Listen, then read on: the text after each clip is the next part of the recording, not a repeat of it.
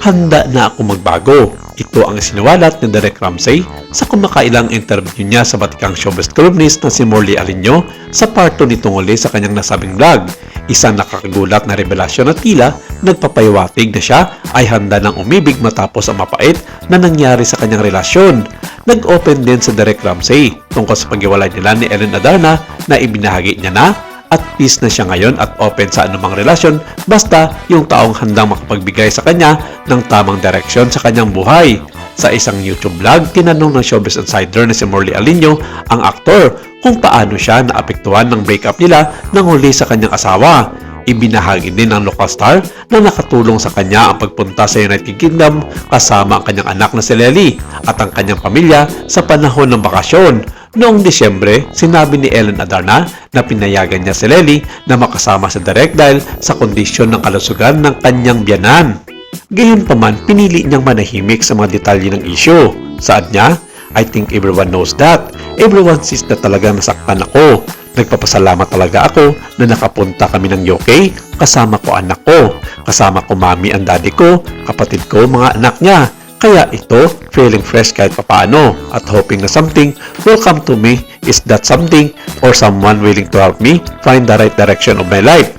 Hindi makaila na sinabi ng mga makaraming mga nagkomento sa nasabing vlog episode na iyon ni Morley Alinio na parang ang lakas naman ng loob ni Derek Ramsey na ipamukha sa lahat na kaya niyang magpalit ng babae sa pinaka maikling panahon pagkatapos ng hiwalayan.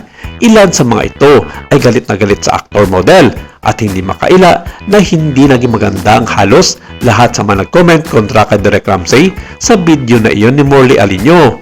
Panawagan ng mga nakararami na oras na para magbago at hinto ni Derek Ramsey ang kanyang kaibangan sa mga babae at hindi naman ito na parang isang damit lamang na pwedeng magpalit anumang oras. Nang tanungin kung paano siya nakakabawi mula sa lahat ng negatibong mga ibinabato sa kanya, sinabi ni Derek Ramsey na pinanghawakan niya ang kanyang pananampalataya at isang malusog na sistema ng suporta. Idinagdag din niya na ang pagpunta sa simbahan, pagdarasal ng 5 hanggang 6 na beses sa isang araw at ang pagiging bahagi ng isang grupo na pinamumunuan ng isang pare ay nakakatulong sa kanya na gumaling. Ibinahagi din niya na sa kanyang hindi pagkakanawaan kay Ellen Adarna, pumunta siya sa Indonesia para sa yoga therapy at nanatili sa Japan ng 2 linggo. Ginimbal noon ang mundo ng showbiz ni Derek at Ellen noong Disyembre dahil sa kanilang problema sa pag-aasawa kung saan ibinahagi ng uli ang resibo sa social media ng dimanoy panluloko ng aktor. Ibinahagi rin niya ang ilang audio recording ng dimanoy pagmumura sa kanya. Sinabing ginawa niya ito dahil ayaw niyang pagganahin ang mapang-abusong pag-ugali ni Derek Ramsey. Bago ito, naging paksa ng breakup speculation ang dalawa sa loob ng ilang buwan. Nagsimula sila ng mapansin ng mga mapagmatyag na mga mata sa social media na hindi sila nagpo-post ng mga larawan nilang magkasama online. Napukaw ang split rumors nang i-drop ni Ellen ang Ramsey sa kanyang Instagram profile noong Oktubre.